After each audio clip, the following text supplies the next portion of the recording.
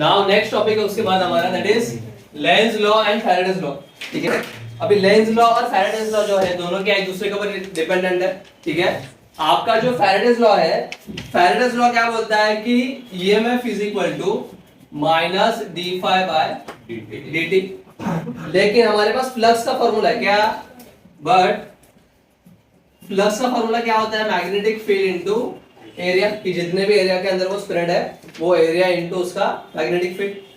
ठीक है, नाउ ये अगर फॉर्मूला हम लोग यहाँ पर सब्स्टिट्यूट कर देंगे तो हमारा फॉर्मूला कैसा बनेगा फिर, ईएमएफ का E is equal to minus d by d t, और यहाँ पर क्या आएगा बी बार इंटू ए बार। लेकिन यहाँ पर आपका जो एरिया है, एरिया का कांस्टेंट टर्म है ना, क्यों,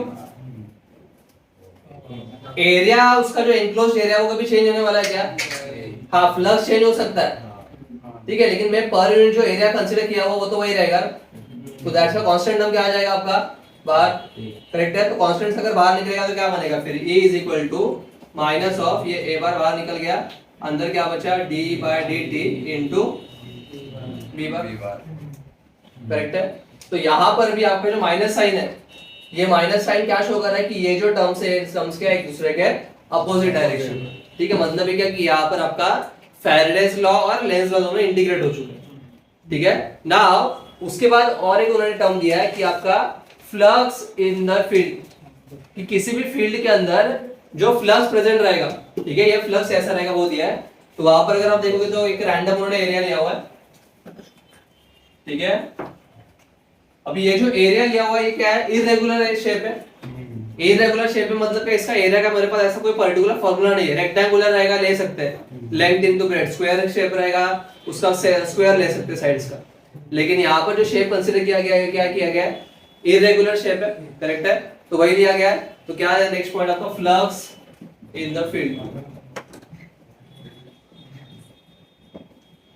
ठीक है, नाउ अभी यहाँ पर क्या हो रहा है कि जो एरिया लिया गया है, ये एरिया एग्जैक्टली कितना है मुझे मालूम नहीं है।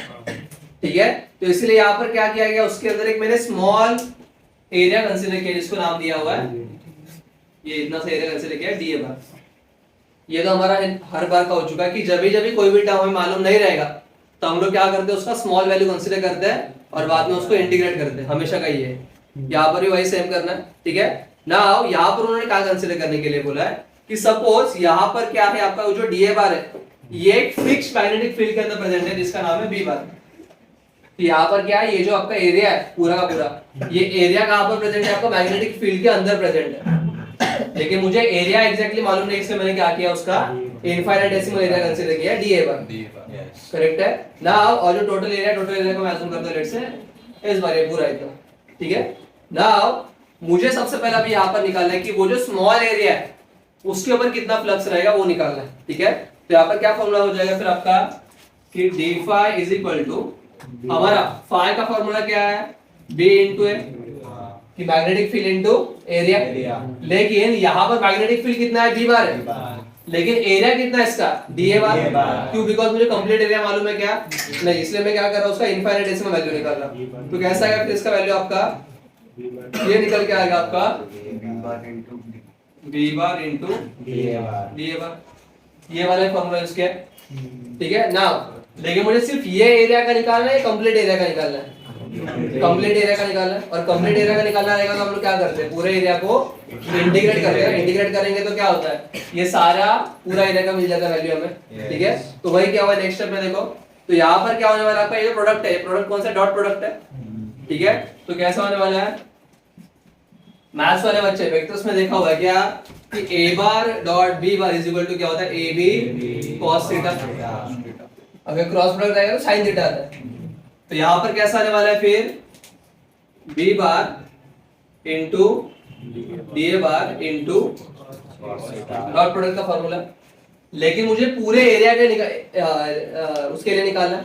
तो यहाँ पर क्या होगा, मैं इंटीग्रेट करूंगा ऑन बोथ साइड, तो मुझे क्या मिलेगा, पूरे एरिया का फ्लक्स मिलने वाला है कि कितना रहेगा। ठीक है, तो वही किया गया है। तो अगर हम लोग इसको इंटीग्रेट करेंगे, ठीक है, तो इंटीग्रेशन के बाद क्या मिलेगा हमें, तो therefore integration of d phi, मतलब क्या होगा, इंटीग्रेशन और डेरिवेटिव कैंसिल होगा तो क्या बचेगा, total flux is equal to क्या होगा, इसका एरिया पूरा एस एरिया है ना, यहाँ पर B bar into D A bar. ये क्या मिल गया, टोटल एरिया का फ्लक्स एनक्लोज्ड है वो मिल गया। ठीक है ना।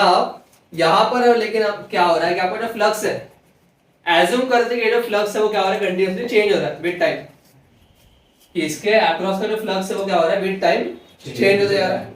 तो इसका मतलब क्या, ये टाइम का फंक्शन हो गया। फंक्शन का फंक्शन चैप्टर में देखा होगा कि कोई भी चीज अगर पर्टिकुलर वेरिएबल के साथ अगर चेंज हो रहा है तो उसको उसका फंक्शन बोलते हैं।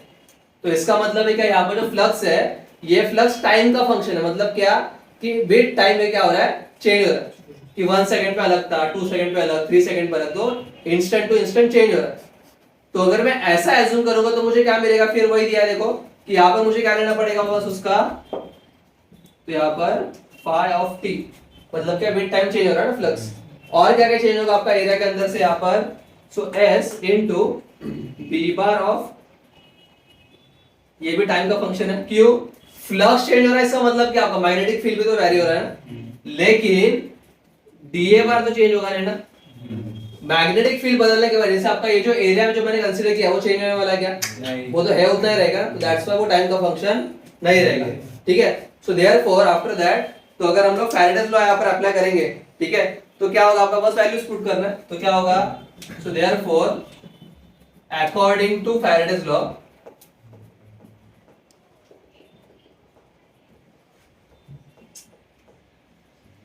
क्या आएगा फैराडेज लॉ के हिसाब से आपका फिर यहाँ पर कि डी फाई, मतलब क्या मुझे क्या करना है, इसका चेंज है ना यहाँ पर, ईएमएफ निकालना है यहाँ पर। ठीक है, तो यहाँ पर क्या होगा, ईएमएफ ना निकालना पहला, तो EMF is equal to d phi of t upon d t is equal to, क्या करना है, बस इसको इंटीग्रेट करना है। करेक्ट है, तो क्या हो जाएगा फिर आपका d by d t, phi of t का वैल्यू है हमारे पास डायरेक्टली क्या है, integration s of B of t into d bar. ठीक है, तो ये जो वैल्यू रहेगा किसके लिए रहेगा आपका, फॉर टोटल एरिया का जो ईएमएफ इंड्यूस रहेगा, ये टोटल एरिया की वजह से ईएमएफ इंड्यूस हुआ उसका फॉर्मूला रहेगा। ठीक है, तो यही था आपका फ्लक्स ऑफ द फील्ड। पूरे फील्ड के ऊपर जो फ्लक्स रहेगा वो इस तरीके से निकाल सकते हैं। ठीक है, क्या फैराडेज लॉ ना माइनस में रहेगा, तो यहाँ पर क्या हो जाएगा आपका नाउ। उसके बाद नेक्स्ट देख रहे हैं अभी हमें मोशनल इलेक्ट्रोमोटिव फोर्स, कि यहाँ पर मोशनल ईएमएफ का मतलब क्या, कि अगर मैंने क्या कर दिया, उसके अंदर एक स्लाइडर रख दिया और स्लाइडर के मोशन की वजह से यहाँ पर क्या हो रहा है, अगर मेरा ईएमएफ इंड्यूस हो रहा है तो उसको क्या बोलेंगे हम लोग, मोशनल। करेक्ट है, कि यहाँ पर क्या हो रहा है, ईएमएफ इंड्यूस हो रहा है वो किसकी वजह से हो रहा है, वो स्लाइडर के मोशन की वजह से। तो वही हमें देखना हमारा नेक्स्ट टॉपिक जो रहेगा आपका मोशनल इलेक्ट्रोमोटिव फोर्स, मतलब ही मोशनल ईएमएफ उसको बोल सकते हैं। ठीक है, तो उसके अंदर पहला दिया गया हमने translational motion of a conductor. Translational motion मतलब क्या, कि यहाँ पर जो मोशन हो रहा है वो कैसा हो रहा है, स्ट्रेट डायरेक्शन में हो रहा है, लीनियरली हो रहा है। ठीक है, तो उसके अंदर क्या होगा देखते हैं। नेक्स्ट टॉपिक है अभी हमारा, that is motional EMF in a rotating bar. अभी प्रीवियस केस में हमने क्या किया था कि एक मैग्नेटिक फील्ड लिया था कांस्टेंट, और ये मैग्नेटिक फील्ड के अंदर हम लोग क्या कर रहे थे, मोशन कर रहे थे, जिनके ऐसा रोटेटिंग मोशन नहीं था, वो स्ट्रेट मोशन था, कि आपका जो पिस्टन था वो क्या हो रहा था, ऐसा स्ट्रेट डायरेक्शन मूव हो रहा था। वहीं पर अगर मैंने क्या कर दिया, एक फिक्स मैग्नेटिक फील्ड, ये दिख रहा है आपको रेड कलर में, ये पूरा क्या है, कांस्टेंट मैग्नेटिक फील्ड है, यूनिफॉर्म मैग्नेटिक फील्ड है, और इसके अंदर मैंने क्या किया हुआ है, एक बार प्लेस किया हुआ है, लेकिन वो कैसा रोटेटिंग है। देखो यहाँ पर उसका पिवोट पॉइंट है, मतलब क्या कि ये पॉइंट से रोटेट, लेट्स से ये उसका पिवोट पॉइंट है, तो वो ऐसा रोटेट हो रहा है गोल गोल पूरा। करेक्ट है, तो यहाँ पर क्या हो रहा है, ये सर्कुलर शेप के अंदर रोटेट हो रहा है। ठीक है, नाउ जब ये रोटेट हो रहा है सर्कुलर शेप के अंदर, तो यहाँ पर क्या होगा, ये जो मैग्नेटिक फ्लक्स है डिस्टर्ब होगा, और उसकी वजह से क्या होगा, अल्टीमेटली यहाँ पर ईएमएफ इंड्यूस होगा। लेकिन पहला सबसे पहले देखते हैं कि डायग्राम क्या है, वो देखते हैं। डायग्राम के अंदर अगर वही फंडा क्या, कि मुझे ये जो पूरा बार है इसका कितना लेंथ है, क्या रेडियस है, मालूम नहीं है। करेक्ट है, तो यहाँ पर क्या कर दिया हमने, ये जो वाला पार्ट है आपका, ये वाला पार्ट डीआर मैंने एज्यूम किया हुआ है यहाँ पर। ठीक है, जो डीआर का पार्ट है ये वाला, ये मैंने एज्यूम किया है कि स्मॉल लेंथ एज्यूम किया डीआर, और आपका पिवोट पॉइंट से लेकर उस वहां तक का डिस्टेंस कितना आर है। करेक्ट है, और आपका जो बार है वो कैसा हो रहा है, ऐसा घूम रहा है, देखो ना ऊपर की तरफ वेलोसिटी है ना, मतलब बार कैसा रोटेट हो रहा है, ऐसा ये डायरेक्शन में। तो फिर मुझे भी यहाँ पर देखना है कि मेरा वेलोसिटी सॉरी ईएमएफ कितना रहेगा। ठीक है, तो क्या होने वाला है, सबसे पहले आपका फर्स्ट वन हम लोग सबसे पहले क्या देखना पड़ेगा कि यहाँ पर आपका जो मैग्नेटिक फील्ड रहेगा, ठीक है, ये मैग्नेटिक फील्ड की वजह से क्रिएट होने वाला जो आपका ईएमएफ रहेगा वो क्या रहेगा। तो हमारे पास प्रीवियसली फॉर्मूला था ईएमएफ का, क्या मिला था फॉर्मूला प्रीवियस वाले में ट्रांसलेशनल मोशन में, कि that is EMF is equal to क्या था हमारा BLV, करेक्ट है। सिमिलर केस में यहाँ पर भी मुझे क्या करना है, वही फॉर्मूला का यूज करके हमारा सबसे पहले निकालेंगे EMF induced due to this small area, ये जो dr है उसकी वजह से, करेक्ट है। तो वो फॉर्मूला के ऊपर बेस्ट हमारा ये फॉर्मूला क्या बनेगा फिर कि d is equal to BV into dr, ठीक है, वही सेम फॉर्मूला BLV की तरह, तो यहाँ पर BV इंटू dr। लेकिन ये जो ईएमएफ है वो सिर्फ एक स्मॉल एरिया है और मुझे क्या करना है, पूरे कंप्लीट बाहर का निकालना है ना टोटल, करेक्ट है। तो वो कैसा निकलेगा फिर, सबसे पहले यहाँ पर हम लोग वैल्यू सब्स्टिट्यूट करेंगे, तो कैसा मिलेगा फिर हमें कि टोटल ईएमएफ जो रहेगा वो क्या रहेगा, इंटीग्रेशन लेना पड़ेगा पूरे एरिया का, तो therefore total EMF E is equal to क्या आ जाएगा, integration of this is equal to क्या रहेगा, इंटीग्रेशन ऑफ BV dr। लेकिन ये जो इंटीग्रेशन हम लोग लेंगे वो कौन से के लिए ले रहे हैं, ये पूरे एरिया के लिए निकाल रहे हैं ना, और ये पूरे एरिया का लेंथ कितना है, L है, ये पूरा यहाँ तक, ये यहाँ से लेकर पूरा यहाँ तक, मतलब इंटीग्रेशन कहाँ से कहाँ तक करेगा, 0 टू, बिकॉज मुझे सिर्फ उसी एरिया में इंटरेस्ट है ना, ये बार के, बाकी एरिया में कुछ करना क्या मुझे नहीं, दैट्स व्हाई इंटीग्रेशन कहाँ से कहाँ तक आएगा आपका 0 टू L।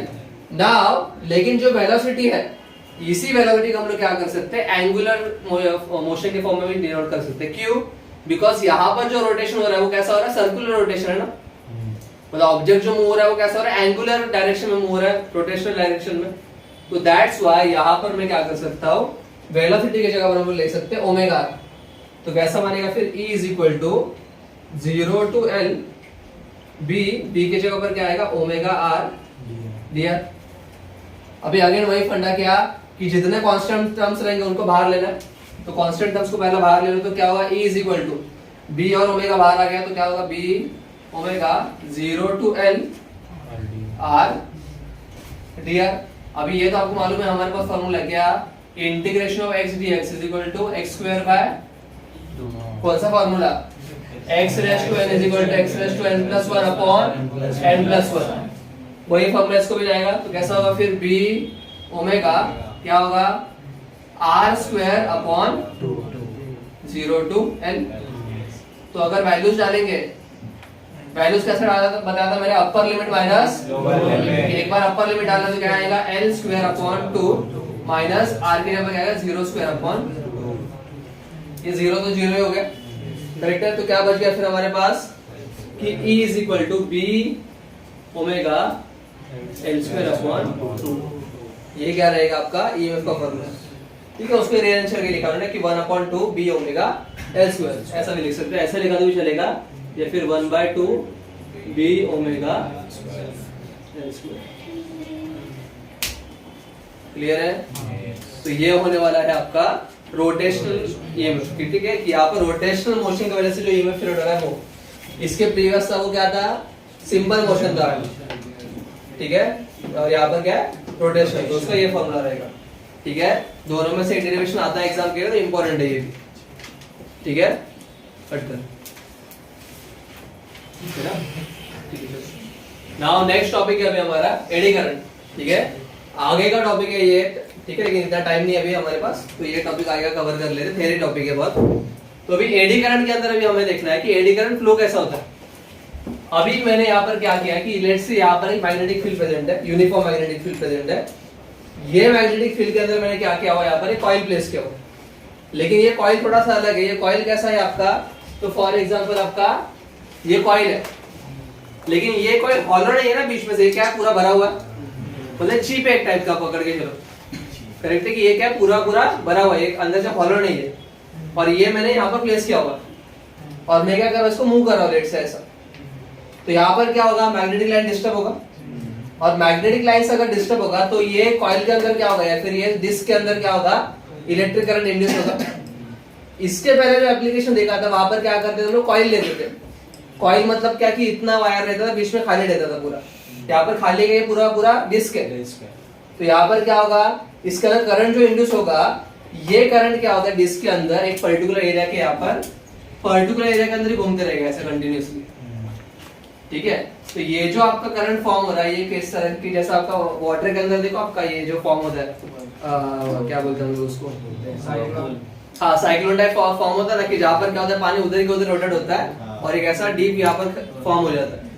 वैसा ही सेम कुछ क्या हो रहा है यहाँ पर फॉर्म हो रहा है कि आपका जो करंट है, ये करंट क्या कर रहा है, अभी नॉर्मली क्या होता है जब हॉलो रहता है बीच में से, प्लेट से बीच में हॉलो है, तो करंट को अगर ट्रैवल करना है तो करंट के पास ये एक ही पाथ है इतना, लेकिन अगर ये पूरा पूरा भरा हुआ है जैसे यहाँ पर डिस्क है, तो करंट इतना लॉन्ग कट मारने के जगह पर क्या करेगा, तो करंट को तो शॉर्टकट्स पसंद है ना, हम लोग कैसा कि लॉन्ग कट मारना है, लेट से पढ़ाई करना है, तो क्या करते हैं पढ़ाई करने से अच्छा सिंपल क्या है, चीट मारना, करेक्ट है। शॉर्टकट मारना सिंपल है, तो करंट के लिए भी क्या लॉजिक रहेगा, सेम रहेगा कि जब भी आपका यहाँ पर डिस्क रहेगा वो कभी भी ऐसा घूम के नहीं जाएगा, वो क्या होगा पर्टिकुलर एरिया के अंदर वहां के वहां पर ही घूमेगा। और कोई भी करंट अगर पर्टिकुलर एरिया के अंदर ही उधर के उधर घूम रहा है तो वहां पर क्या होगा, बहुत ज्यादा हीट जनरेट होगा, तो उसकी वजह से क्या होता है ये डिस्क क्या हो जाएगा, बहुत गर्म हो जाएगा और करंट भी लॉस होगा। हीट प्रोड्यूस हो रहा है मतलब ही क्या होता है वहां पर करंट लॉस होता है ना।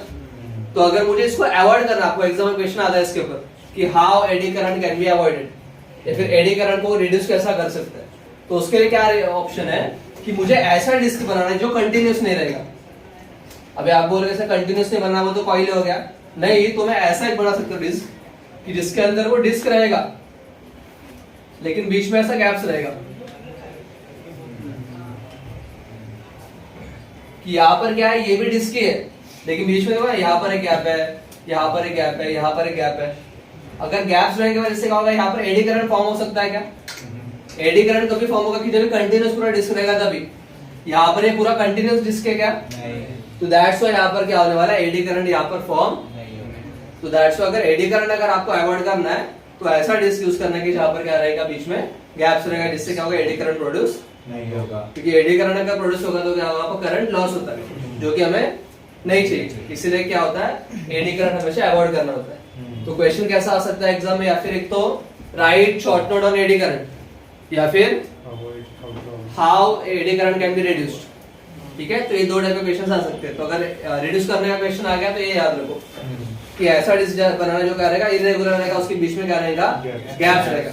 और एडी करंट का मतलब क्या कि डिस्क के अंदर जो करंट प्रोड्यूस होता है मूविंग मैग्नेटिक फील्ड की वजह से, वो क्या होता है एक पर्टिकुलर जगह पर वहां पर रोटेट होता है, जिससे क्या होता है बहुत ज्यादा क्वांटिटी में हीट जनरेट होगा, तो उससे हमें क्या करना होता है, अवॉइड करना होता है। क्लियर है। तो आज का लेक्चर यहाँ पर स्टॉप करते हैं, ठीक है।